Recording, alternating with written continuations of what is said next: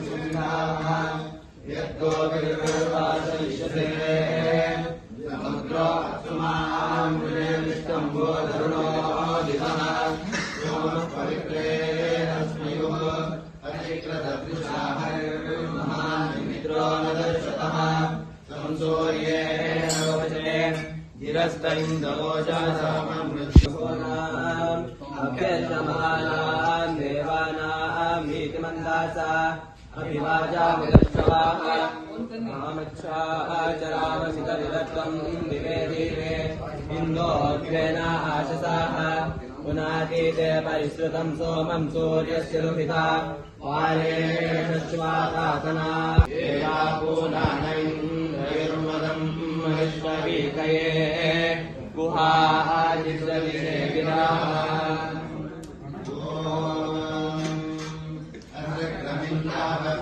धर्मन् मृगस्य दुष्याः विधानास्य योदानम् तथा वामध्वो अग्र्यो महीरवो विगामते भविष्यवन्द्याः प्रयुजो तपसारपार्ये दिवे तमीं निम्नन्त्यग्रवोधवन्ति बाकुलं मृतिम् त्रिधातो वारणं मदो अभिमग्ना उत श्रेणन्ते तेन वशिषम् सोममिन्द्राय पातावे अस्येदिन्द्रो मदेश्वाश्वा रुद्राणि जिष्णते शूरो मगाचाम्